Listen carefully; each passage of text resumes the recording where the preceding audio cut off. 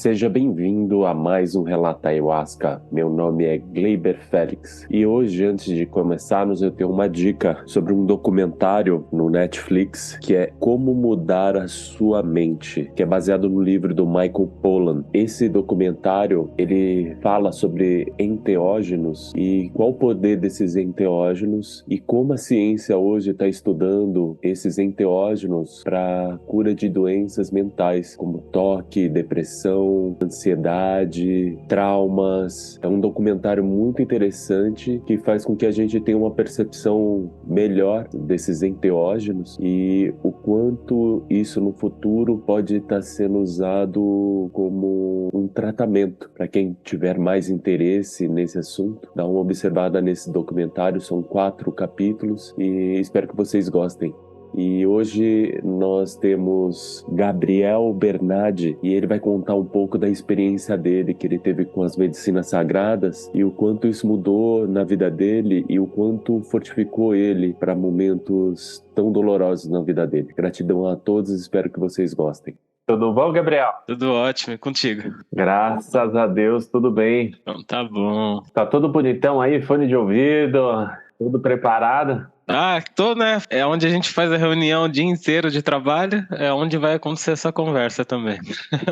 Você trabalha com o quê? Eu trabalho com tecnologia. Ah, é? Eu sou administrador de formação, mas com especialização em tecnologia. E aí trabalho desde moleque com tecnologia e fui avançando. Hoje eu sou Product Manager, uma posição de gestão de produtos digitais de tecnologia. Ah, que interessante. É relacionado a redes sociais? Não, é uma startup de educação. O produto basicamente é você poder fazer cursos através do WhatsApp. Então imagina que você é uma escola de inglês. Você vai lá e cria um curso de inglês, põe ele dentro da nossa ferramenta, as perguntas, os livros, as questões, áudios e tudo mais. E aí você cadastra isso dentro da nossa plataforma, a gente traduz isso para um formato que o WhatsApp entende e você como escola pode mandar esse curso para o seu aluno responder as questões pelo WhatsApp ou pelo Instagram. Ah, interessante, sabe por quê? Ontem eu marquei de fazer um curso com uma pessoa pelo WhatsApp de Sound Healing. Ele vai ensinar como a tocar o didgeridoo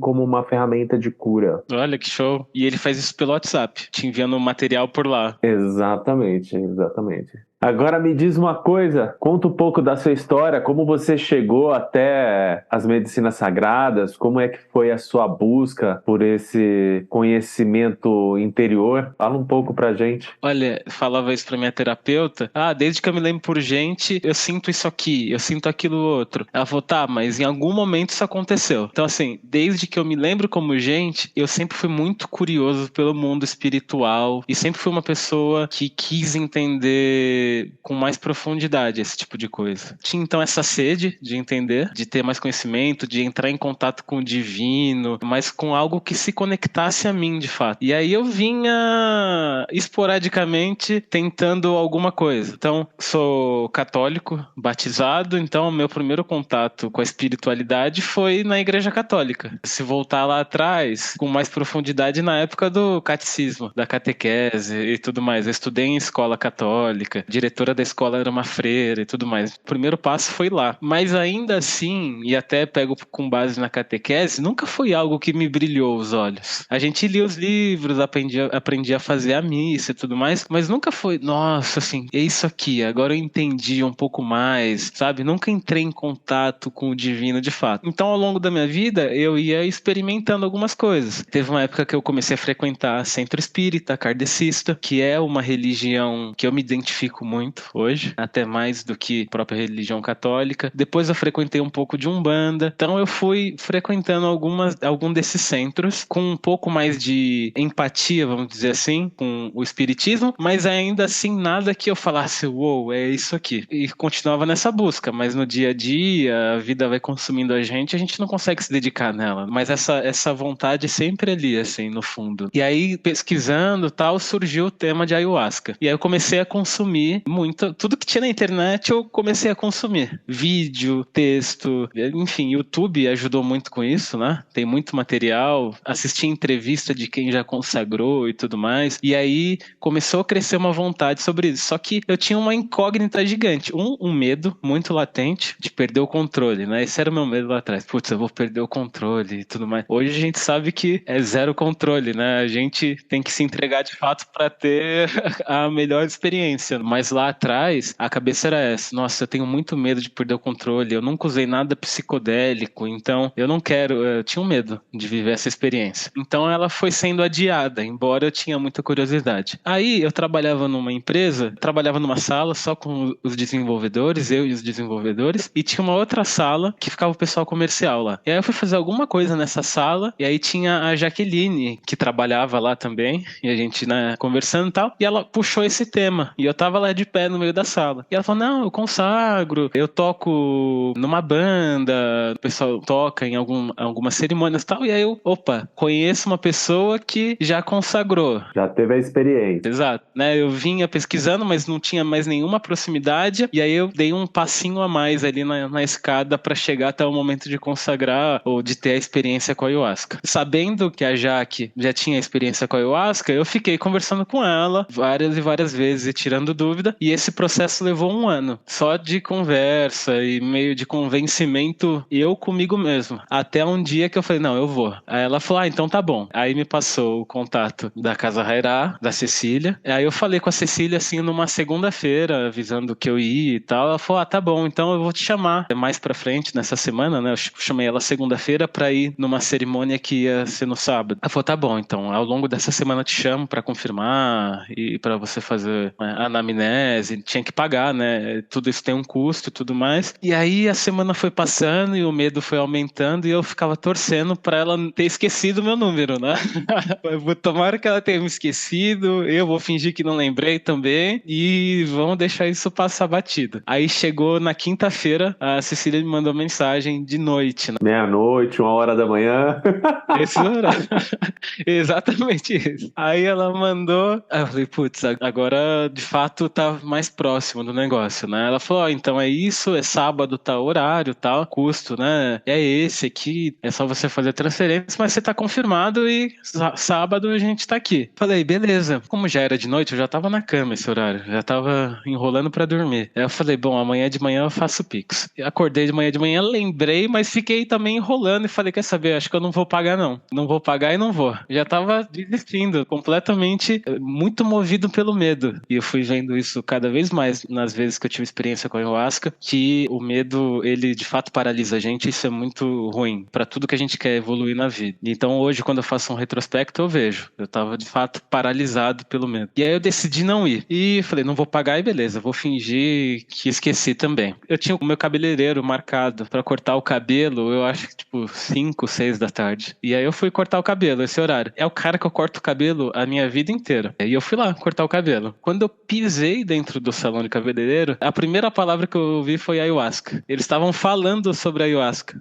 Esse tema tava rolando dentro do salão de cabeleireiro. Sério? Seríssimo. Aí eu falei, é coincidência demais. E assim, naquela época uma coisa. Hoje eu sou um cara que não acredita mais em coincidência. Muita coisa já tá bem traçada e tudo tem seu propósito. Naquela época eu não tinha uma visão tão clara sobre isso. Mas foi tão escancarado pra mim que eu falei, cara, isso não é coincidência. É um recado aqui. É um chamado. É um chamado. E aí, na sequência, eu chamei a Cecília sentada ali na cadeira do cabeleireiro. Fiz o Pix, mandei o comprovante, confirmei e falei, amanhã tô aí. E vamos que vamos. E aí fui. No dia seguinte, fui pra lá. Com muito medo ainda, né? Mas foi uma experiência maravilhosa. A gente sempre fala que cada experiência com a ayahuasca ela é diferente. Não adianta a gente tentar traçar um padrão ou criar alguma expectativa, porque ela sempre dá um jeito de ser completamente nova. Mas dentre todas essas diferenças de cada experiência que eu tive, a primeira aconteceu de uma forma muito diferente pra mim. Ela foi muito colinho, muito amistosa comigo, assim, sabe? Deixa eu te colocar no colo pra você voltar pra próxima. Foi muito bom. Isso é bom, cara. Já de primeira você ter esse acolhimento dela, porque muitas vezes é porrada, né? Dependendo. Você deve ser um cara assim que deve ter um coração bem aberto, bem bacana, né? Então, Quando a gente é assim, é mais suave. É mais suave. A gente vai criando, apesar do medo, menos resistência, né? Então eu consegui, de fato, me entregar bem, mesmo sendo a primeira. E aí ela foi muito agradável, assim, pra mim. Ela foi cor-de-rosa, ela foi colo de mãe, ela foi quente. Só sentimento e sensações boas. Difícil de você pensar um significado, assim, algum ensinamento, alguma coisa que aconteceu ali. Foi mais uma sensação muito acolhedora que fez, nossa, isso aqui eu acho que eu encontrei o que eu busquei a minha vida inteira e eu não sabia. Eu saí com esse sentimento. Dali pra frente eu comecei a minha jornada espiritual com mais afinco mesmo, né? Sim. E aí, como é que foi as outras experiências, assim, pra você? O que mais apareceu, assim, que você falou, caraca, né, meu, olha o que eu preciso ver na minha vida, isso e aquilo. Ou muitas vezes não tem, né? Exato, muitas vezes não tem. Olha, na segunda vez que eu consagrei, pra mim, parece que eu tava meio que fazendo a pré-escola da ayahuasca. A impressão que eu tenho é que nas primeiras consagrações ela meio que me passou uma base, os ensinamentos elementares. É o que eu meio que eu senti. Então, no começo foi a questão do colo, do sentimento de amor. Eu lembro que eu falei, né, eu dei um depoimento no fim da primeira consagração falando que eu nunca tinha sentido uma felicidade espontânea e imotivada tão forte. Nunca tinha sentido aquilo. Eu sorria igual um maluco e eu não sabia o porquê, mas eu tava feliz demais, né? Eu nunca tinha tido isso. Eu sou uma pessoa normalmente sisuda. Eu não sou um cara de sorriso fácil, cada vez mais fácil, mas ainda assim é meio que um feliz enrustido. Você não demonstra muito isso. Não demonstra, é difícil extrair isso de mim, embora eu esteja feliz. Mas quem vê de fora às vezes acha que eu tô sério. Na primeira ela já me desmontou com isso, né? Na segunda eu tive uma conexão muito grande com o todo. Então eu me senti de fato parte de um todo. Numa visão meio fractal, geométrica, parecia uma colmeia 3D assim, profunda. E eu me sentia de fato conectado com aquilo tudo. Acho que veio um segundo conhecimento elementar para mim, assim, que é todos somos um. E eu levo isso muito a sério, porque de fato isso para mim é uma verdade. E isso muda, né? Você tem essa perspectiva, isso muda sua interação com o mundo e com qualquer pessoa e com qualquer ser vivo e com qualquer coisa. Isso transforma, de fato é um clique. Uma coisa é você falar todos somos um, outra coisa é você entender que todos somos um. E na segunda vez isso veio forte para mim, sabe? Ah, eu imagino. E isso é uma sensação muito boa, né? É Maravilhoso. uma sensação de acolhimento e de complemento, porque a gente tem uma sensação que nós somos só, e não é isso. E quando você sente, é uma plenitude que dá para nós. Você sentir fazendo parte do todo, né? Fazendo parte dessa união cósmica. Então, eu já tive isso também, né? Então, você fica num estado de êxtase, assim, muito grande, né? É muito Exatamente. gratificante isso. Muito gratificante. E a ayahuasca, ela tem um poder que é o poder de tangibilizar coisas que não são tangíveis. Tangibilizar um sentimento é você enxergar um sentimento. Você enxergar a cor de um sentimento, ver o formato dele. A gente é humano, a gente é um espírito, eu tô falando da minha crença, da minha verdade, né? Mas a gente é um espírito aqui numa experiência material. E por estar nessa experiência material, a gente tem as nossas limitações. E uma experiência com a ayahuasca, ela quebra essa barreira das limitações materiais e ela faz você enxergar um sentimento, ela faz você enxergar todos somos um, uma ideia, ela aparece de alguma forma que você vai compreender que aquilo de fato é verdade. Então veio isso muito forte para mim. Fazia pouco tempo que eu tinha perdido meu avô. Isso acalentou muito meu coração, né? Porque putz, eu sei que a gente está reconectado aqui, eu sei que a gente faz parte de uma única energia. Isso acalma meu coração. E junto desse momento, né? Então que eu tava meio que numa colmeia, era um túnel assim, infinito, e eu ali dentro, conectado a tudo, eu tive uma sensação, enquanto paralelo a isso, né? Eu nessa miração e os rezos rodando, né, no fundo. E aí quando dá aquele intervalo de um rezo pro outro, que o pessoal vai lá e bebe uma água, troca de instrumento e tal, que fica aquele barulho, durante esses intervalos eu tinha uma sensação de ausência de tempo absurda, assim. Aí veio esse outro sentimento de que não existe tempo, que o tempo é uma ilusão, porque de fato eu tive ali no intervalo entre os rezos esse sentimento muito claro de que, cara, eu tô meio que numa sala de estar bem-estar universal aqui, assim. E muita coisa acontecendo e um sentimento de que eu tava parado e que o universo é assim mesmo. Eu tava ali, não tinha relógio rodando naquele momento. Então, uma ausência de tempo. É até difícil de explicar. E aí eu senti isso também. Foi muito forte pra mim. O que também é importante você ter, faz bem pra minha vida, né? A gente vive essa vida profissional, que tudo é baseado em prazo e tal. Você saber que o tempo é uma ilusão, ajuda. O maior valor que nós temos na vida é o tempo. Esse é o maior valor. Se você não souber utilizar bem o seu tempo, a sua vida passa de uma maneira desapercebida. Então, o tempo é a coisa mais importante que a gente tem e que a gente tem que cuidar com muito carinho, né? Você falando isso, eu tive uma percepção uma vez tomando ayahuasca que foi muito engraçado. Era como o meu mental superior, né? Ele não tem relação de tempo. Uhum, exato. Esse mental superior. Ele olha a linha do tempo. E aí eu tava sentado e ouvindo a música, e sabe quando dá aquele tipo, ai, que saudade de não ter o tempo, né? De não ter essa parte temporal. E aí é uma parte da minha consciência falando, ah, você tá maluco? É só você fechar os seus olhos, porque na tua consciência não existe tempo. Olha só. E é isso, né? De fato, essa divisão no andar de cima é uma coisa, no nosso andar aqui é outra coisa. É. Ele afeta, né? O tempo afeta a gente aqui. Né? Exatamente. É muito legal. Essa conversa entre consciência é difícil. Ela é muito divertida, louca. Essas conversas que acontecem, né? Quando você falou dessa conversa que você teve, me lembrou de uma outra vez. E aí eu vi imagina uma gelatina transparente, meio opaca. E lá no meio dessa gelatina, uma bola flutuando. E aí no meio uma luz branca, assim, meio azulada. E aí quando essa gelatina ela tava opaca, ela ficava translúcida, como se fosse água. E aí essa luz ficava totalmente visível. E aí veio a mensagem que aquilo ali era a minha essência, que eu tinha que mostrar a minha essência. Aí eu respondi assim, tá, mas eu não posso mostrar toda a minha essência, assim, eu não quero me expor tanto. E quando eu pensava nisso, a gelatina ficava opaca de novo, né, pra mostrar o que acontecia quando eu não mostrava a minha essência. E aí ficava uma conversa exatamente igual a sua, assim, de um brincando com o outro, tipo, ó lá, o cara não quer mostrar a essência dele, sabe? O que esse cara quer? Tem que mostrar a sua essência mesmo. Exatamente. É a coisa mais incrível que você tem que mostrar ela, né? Você tem que expor. Exato. Se expor e não ficar com medo de não se expor, né? É muito interessante isso. Por esses diálogos mentais que a gente fica tendo, né?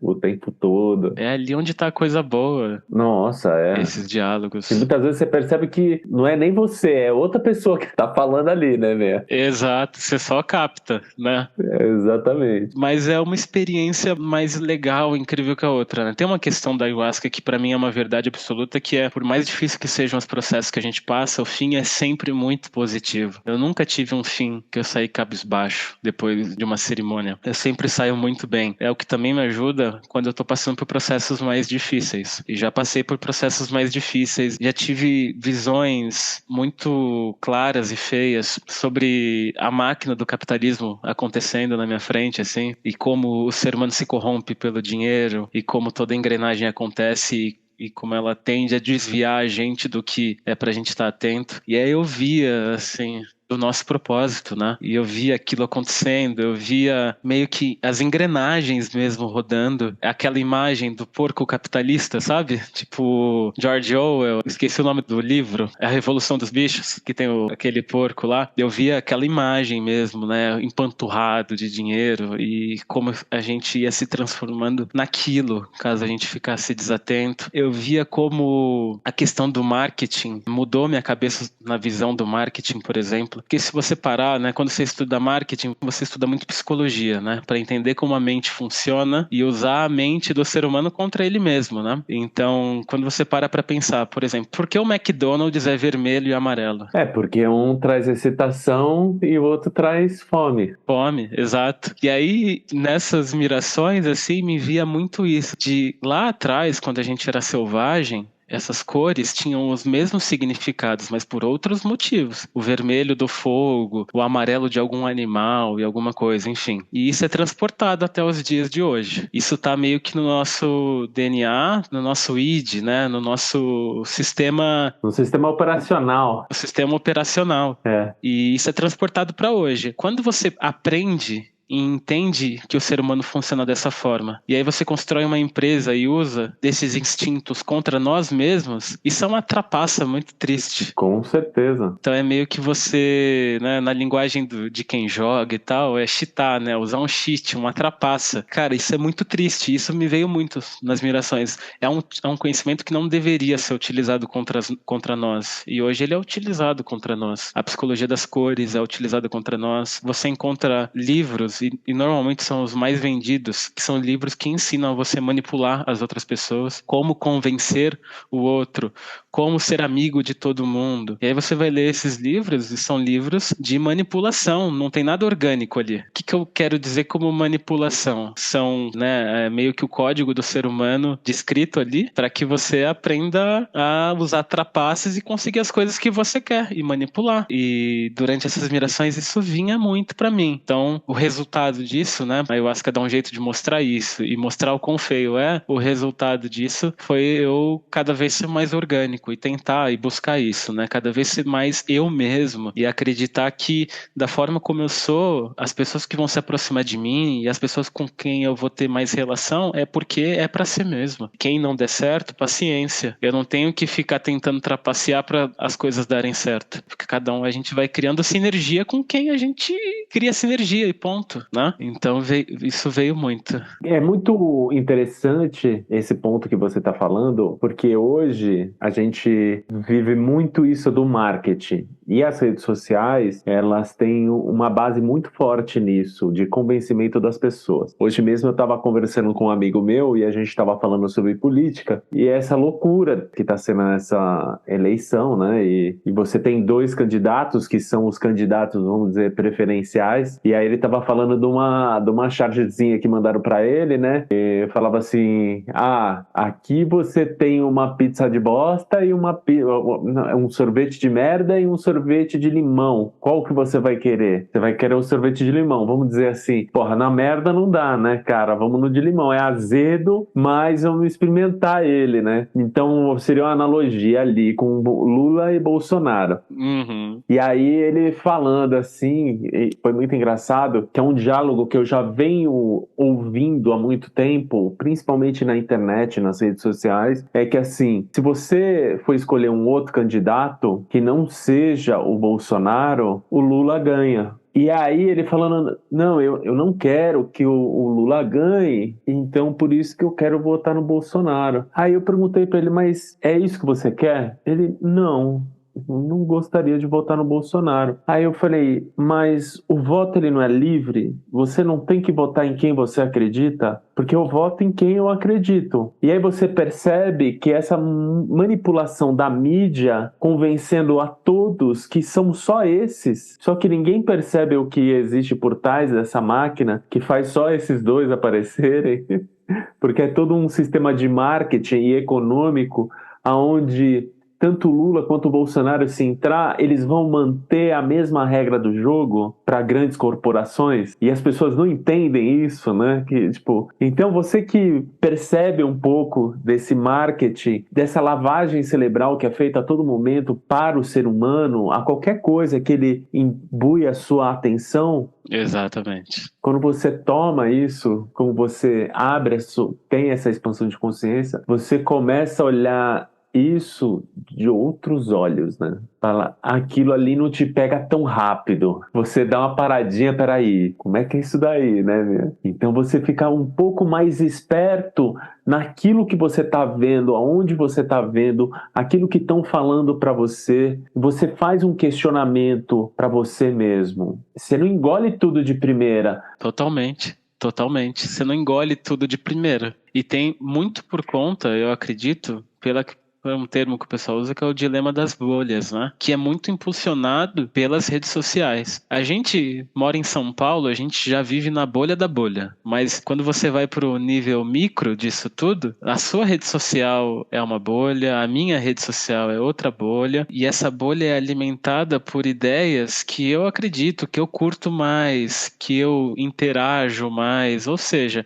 a gente sempre fica com aquela impressão de que o mundo tem a nossa visão. E quando alguma coisa coisa destoa muito dessa bolha, ela é quase que um inimigo, porque, pô, tá todo mundo concordando com o que eu penso, o que esse cara tá destoando, né? E aí os canhões apontam para aquilo, né? E no fim das contas, quando você para analisar o que uma rede social quer, ela quer que você fique a maior quantidade de tempo com ela aberta e que você interaja a maior quantidade de tempo, porque no fim das contas ela vai te encher de propaganda e as propagandas são quem pagam as contas dessas empresas. Então ela quer te manter com a tela ligada. Para te manter com a tela ligada, ela vai te mostrar o que te agrada e ela vai te dar pílulas das coisas que te agradam, né? Que aí, quando eu uso a palavra pílula, é porque eu sempre vejo isso muito acontecer nas minhas mirações, né? Então, o like é uma pílula que o ser humano quer, né? Toma essa pílula aqui, uma pílula de aceitação, uma pílula de endorfina, uma pílula de as pessoas se importam, você é querido, né? Comentário, você é ouvido, notado, mas é tudo impressão, porque é uma bolha. Para pessoas mortais, minúscula, micro. E para as pessoas mortais como eu, que não sou influenciador, né, que não vivo de rede social, eu não duvido que um post meu no Instagram não apareça para mais de 20, 30 pessoas. Mas nossa, eu mesmo sinto quando as pessoas começam a curtir, aquilo traz um sentimento bom de aceitação, e legal, as pessoas estão me notando, né? No primeiro momento é isso. Se você não tá com a consciência aberta, se você não tá atento para perceber, você se vicia nisso e passa a ser um dependente de rede social. De fato, é uma droga. Completamente. E é uma droga perigosa, porque é uma droga branca, porque qualquer um pode utilizar.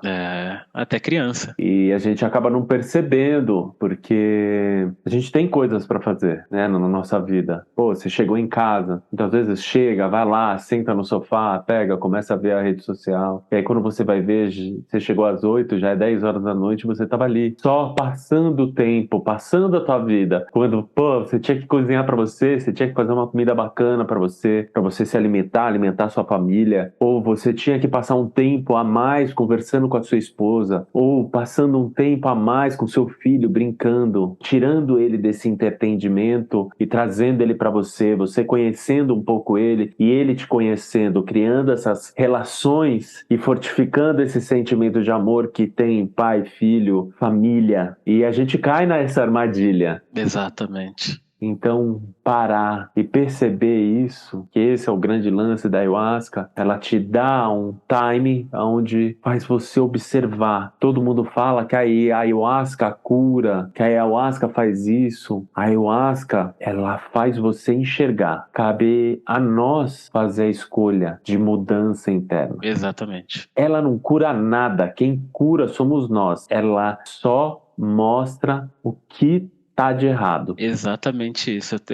Eu acredito exatamente na mesma coisa. É o que eu vejo acontecer. O xamanismo é o caminho da autocura, né? Então a ayahuasca é uma ferramenta de autocura. Ela torna tudo muito explícito, muito visual, coisas que são difíceis de materializar, materiais, enfim, aquilo aparece para você. Você consegue visualizar um problema. Às vezes tem um problema com uma pessoa e aquele problema se torna visível, mas tudo bem. Isso é uma coisa. A segunda página é a ação, né?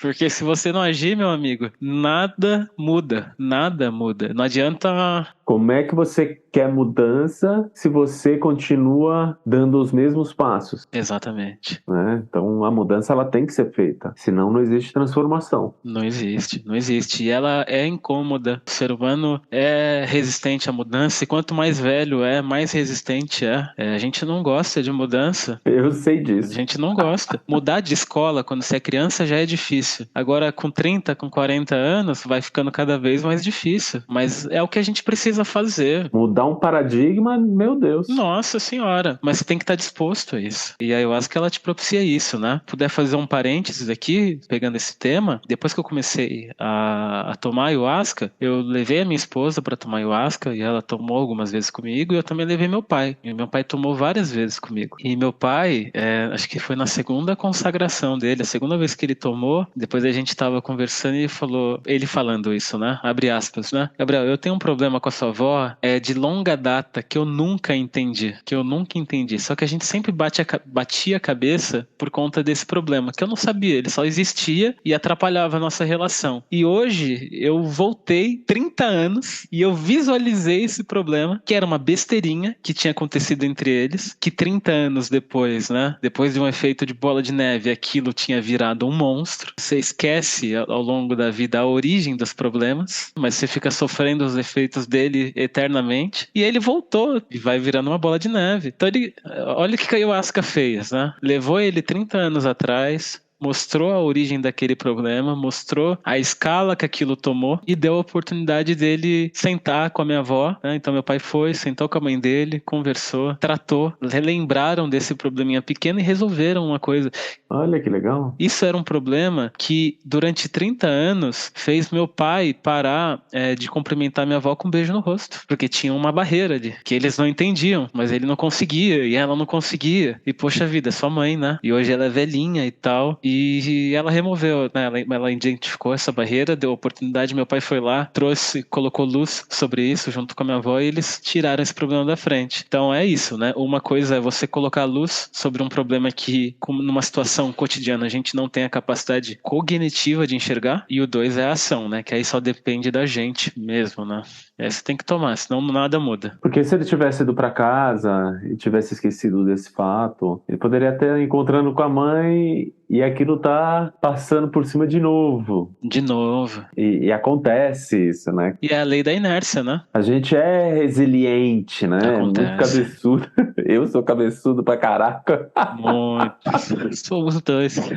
Somos dois. Cada vez menos. Cada vez menos. Sim, você vai sentindo uma certa facilidade em passar por superar certas coisas. Você acaba não sendo tão duro com você mesmo e acaba não forçando uma barra, né, para si próprio de cobrança. Também. É muito difícil quando a gente tá mais velho você mudar um hábito. É um hábito de uma vida, né? Aquilo que era bacana, mas hoje não é mais bacana. Fazer essa transformação. A gente tem uma resistência natural. É. E quando você leva isso para uma linha mais neurológica, né? Eu não sou nenhum expert na área, mas eu me interesso e leio muito sobre, né? Consumo bastante material. Você entende que o corpo humano, ele, principalmente o cérebro, né? Ele é treinado para fazer tudo com o mínimo de energia possível. Então, por que a gente tem hábitos? Porque o hábito é uma forma de fazer uma coisa sempre da mesma maneira. E aquilo tem um caminho já traçado no seu cérebro que consome menos energia do que você ter que pensar toda vez como fazer como eu chuto uma bola, né? Então,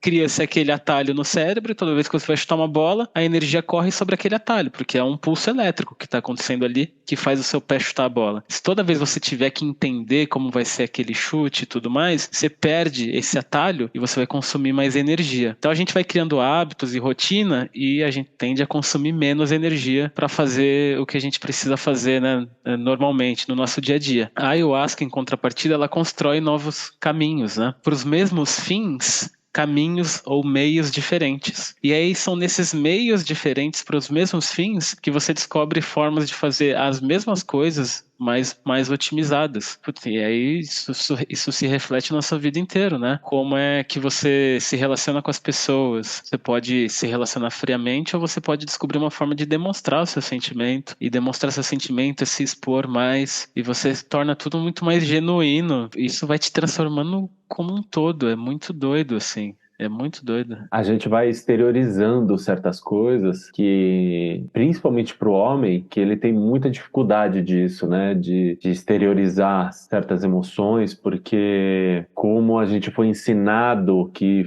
fragilidade é uma fraqueza, e na verdade não é nada disso, né? Mas é algo que vem de uma ancestralidade muito antiga, e hoje a gente está numa fase dessa loucura, né? Desse machismo louco Então é pior ainda, né? O homem não quer se. Não, eu tenho que ser o cara, tenho que ser não sei o quê, eu tenho que ser forte, eu tenho que ser. Não, cara, você tem o seu momento de fraqueza. Você tem um momento onde você precisa expressar aquilo que você está sentindo, você precisa expressar aquilo que está acontecendo com você, porque se você não expressa isso, as pessoas não vão conseguir compreender você, não vão poder te ajudar em qualquer coisa. E tem uma coisa que é você expressar o que você sente é importante até para você se ouvir. Porque quando você fica só dentro da sua cabeça é uma coisa. Quando você põe para fora, você se dá a oportunidade de se ouvir. E às vezes só se ouvindo, as coisas já mudam. Então a gente precisa se exercitar para colocar para fora. Daí é uma importância gigantesca da terapia, por exemplo, de você ter um profissional para te ajudar e que estimule a você a falar. Se você for numa linha de psicanálise, basicamente ela é toda conduzida com isso, é pergunta atrás de pergunta, e você vai se falando, vai se pegando nas contradições, vai entendendo seus problemas, e o psicólogo tá ali, ó, quietinho, ele só fala mais sobre isso. Por quê? Ele só vai te provocando. É um meio de provocação onde você vai se auto-observando, né, cara? Que você vai falar, puta, eu falei isso, mas espera, nossa. Vai se auto-observando. E você faz, né, terapia? Sim, faço psicanálise. Já faz tempo que você faz? Eu já fiz várias vezes, agora sim devo estar fazendo há uns 3, 4 meses, mas eu fazia e interrompia, agora eu tô de novo fazendo. E me ajuda a me pegar nessas incongruências, me ajuda na questão profissional também. Putz, às vezes eu falava assim, nossa, mas tem dia que eu me sinto muito inseguro no trabalho, sabe? Um sentimento de que ninguém confia em mim. Por que isso, né? E aí durante a terapia, tá, mas por quê? O que que você sente? Como foi seu dia? Ontem? O que que aconteceu? E aí você vai cavucando, você vai entendendo as coisas, vai chegando nos porquês, vai entendendo que às vezes são sentimentos reflexos. Sabe, você teve um dia ruim ontem com a sua esposa e no outro dia você acorda inseguro. E aí na hora você não liga as coisas, né? Mas é o que acontece. Pô, a gente fala de corpo físico, corpo mental, a gente fala de vida profissional, vida pessoal. Cara, é tudo a mesma coisa. A gente tá no mesmo corpo aqui. Não tá cada coisa numa caixinha. Uma coisa transborda pra outra. Tudo afeta tudo. Então a gente tem que ter uma visão sempre. Tudo tem uma interferência. Tudo. A gente tem que ter uma visão muito macro, muito holística da gente, uma visão do todo. Se a gente não tiver essa visão do todo, fatalmente você está condenado a estar errado, porque você vai estar se analisando baseado numa fatia que sofre influência de várias outras coisas que não estão sendo consideradas. E aí eu acho que ela te ajuda muito nisso, né? Você, principalmente para quem é introspectivo, que é o meu caso, a conseguir falar, a conseguir externalizar um sentimento, que é muito difícil para mim até hoje. Ah, você é tímido assim, não gosta muito de se expor? Eu sou uma pessoa que tem essa tendência a não se expor. Quando eu conheço, quando eu simpatizo com as pessoas, aí gradativamente eu vou perdendo isso, mas no primeiro contato eu sou hiper reservado, e já fui muito mais. Hoje e dou graças à ayahuasca por isso, me ajudou muito, né? Aquela questão de mostrar a essência, aquela gelatina tá ficando cada vez mais transparente. Ainda falta, ainda tem caminho para percorrer, mas eu já evolui muito, assim. Até com a minha esposa. É um passo de cada vez, né? E acho que é uma jornada que vai acontecer. Acho não, tenho certeza. Vai acontecer até o meu último dia de vida. Não vou chegar nessa vida e falar, opa, legal, evoluí tudo que eu tinha pra evoluir. Isso não vai acontecer comigo e nem com ninguém. E é verdade. É, a gente, né? A gente é uma laranja. Vamos tentar espremer o máximo de suco dessa laranja durante essa vida. Mas sempre vai ter mais uma gotinha ali, né? O que é engraçado que muitas vezes, assim, com todas as experiências que eu vou acumulando assim, de vida, de tomando ayahuasca, cada vez mais, assim, quando eu comecei a experienciar isso, você acha que é iluminação, né? Que você tá chegando no pé de Deus. Só que aí você leva um tombo, porque você começa a ver uma complexidade humana do ego que é tão grande que aí você começa a ficar, sabe, aquilo vai ficando mais longe, muito mais longe.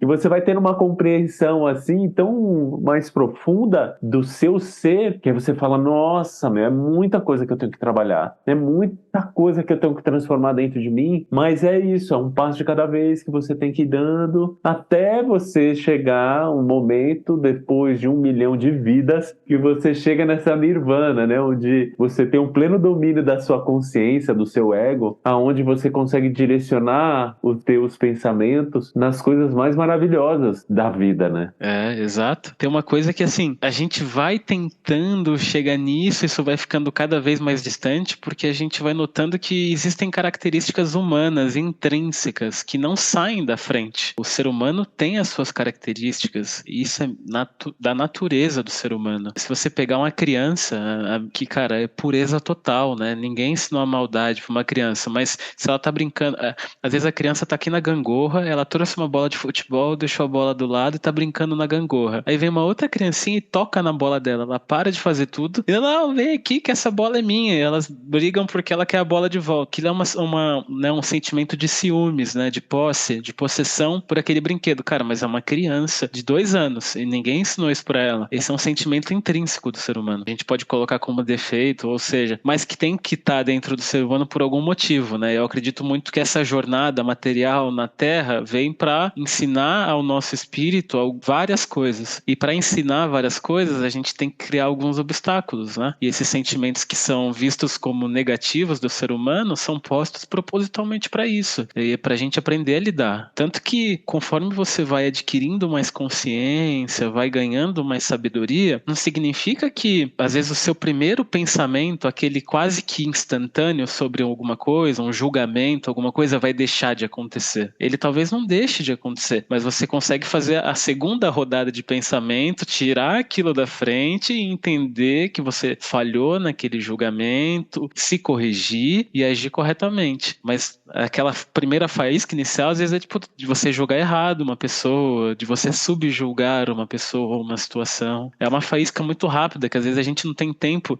de conscientemente pensar. Ela só vem. E aí você, opa, me identifiquei que estou errando aqui, vai, se corrige. Você vai se corrigindo, é uma briga interna. E aí eu acho que ela também te ajuda muito nisso, porque ela te dá mais força, ela te mostra como o bem, como o amor pode corrigir tudo. Como, cara, o amor é mágico, né? Eu não tinha essa visão antes. E o amor demonstrado das N maneiras que é possível, né? O amor, ele pode ser demonstrado com a pessoa te colocando um cobertor sobre você, ele pode ser demonstrado numa troca de olhar muito rápida. Você sente amor, né?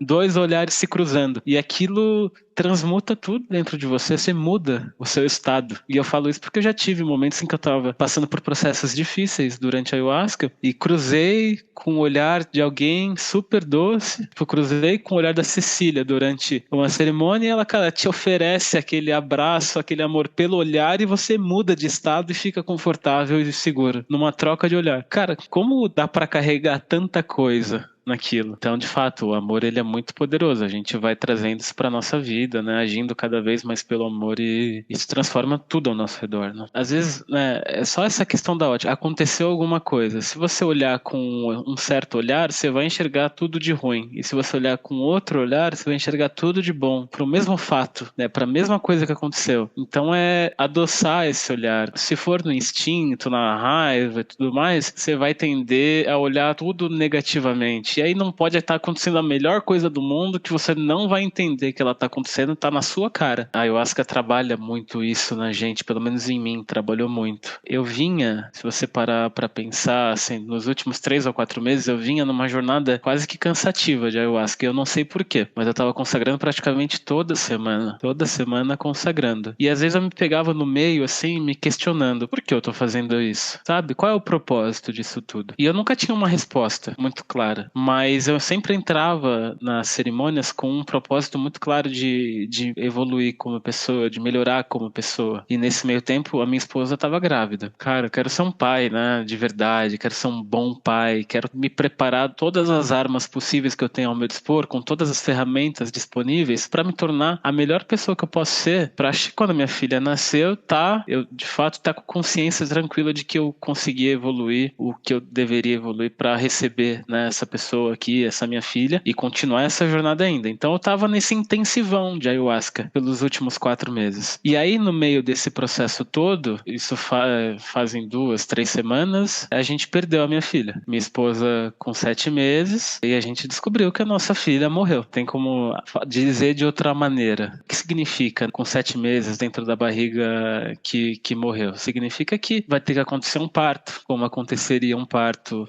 se ele estivesse vivo. Significa que ele vai ter certidão de óbito, ele vai ser registrado. Significa que você vai ter que enterrar, cremar ou fazer alguma coisa que você queira. Não é um aborto, é diferente. Nasceu morto, mas todo o processo de nascimento acontece. Isso foi um choque muito grande pra gente. É uma situação muito difícil e inesperada. Muito dolorosa, né? Muito dolorosa, assim, né?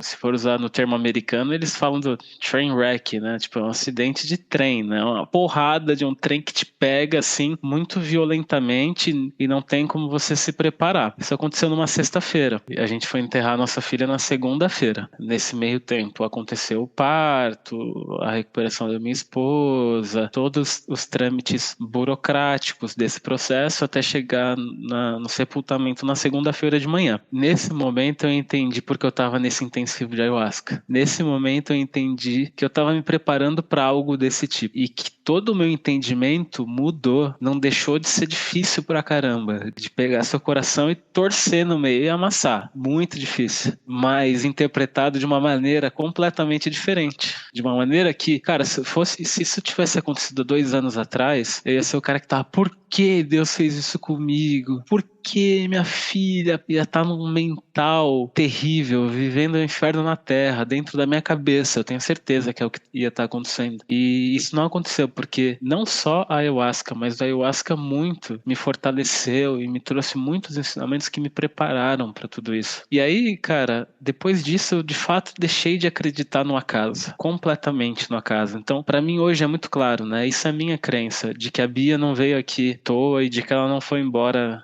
7 meses à toa. Tinha um propósito.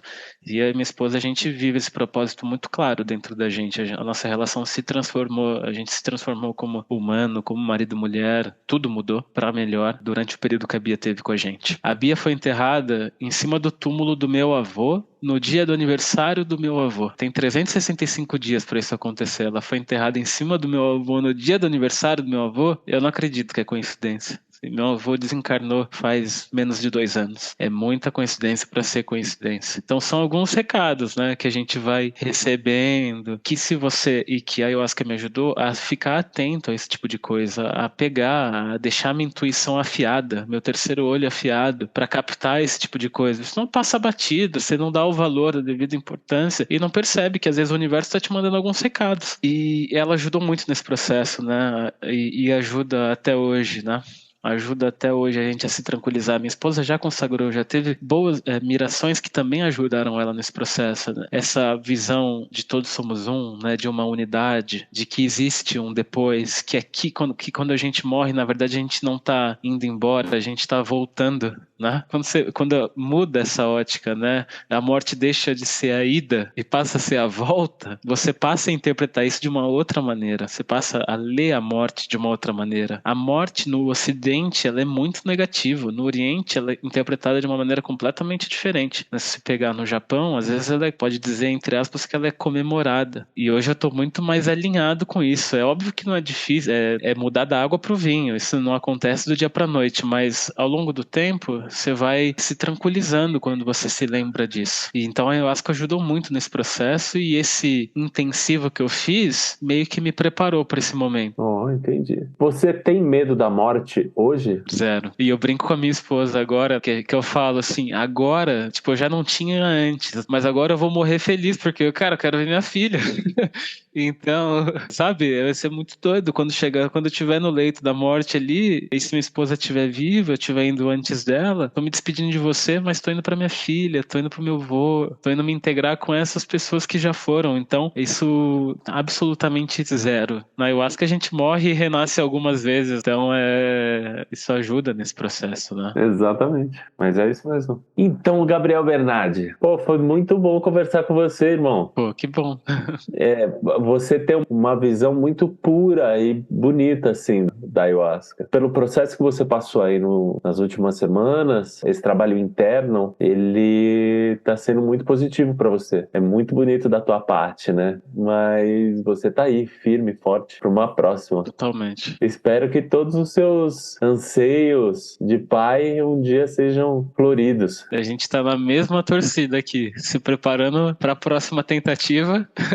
Muito em breve, né? Tem um monte de cuidados que a gente precisa tomar para fazer isso bem feito e evitar riscos que talvez a gente tenha corrido na primeira gestação. Então a gente está nesse processo, mas com certeza a gente vai para a próxima, sem dúvida nenhuma. Assim, a ayahuasca foi uma das, se não a principal contribuição, principalmente para mim, conseguir passar com o mínimo de turbulência possível, sem questionar, sem brigar com Deus, chegar num ponto onde a gente aceita, agradece pelo que aconteceu, com a ótica boa sobre tudo que aconteceu e ver que no período que esteve com a gente, o quanto que transformou, o quanto que fez bem, e isso muda todo o nosso olhar sobre o que aconteceu. Transformou a relação com a minha esposa, transformou a relação com a Bia, com a morte da Bia, transformou minha relação com meu pai. Muda tudo, né? Se despir quando a gente toma ayahuasca, a gente tem que ter humildade, abaixar a cabeça, respeitar, ouvir os ensinamentos e trabalhar aquilo. Aquilo não é brincadeira, vem muita coisa importante, estar atento, captar e agir. E vai ser muito bom para as pessoas que estão te ouvindo, porque eu acho que muitas pessoas passaram pelo que você passou. E isso traz um novo entendimento para as pessoas. É de grande benefício todas as palavras que você disse aqui. Então, gratidão, irmão. Gratidão demais, demais. Espero te encontrar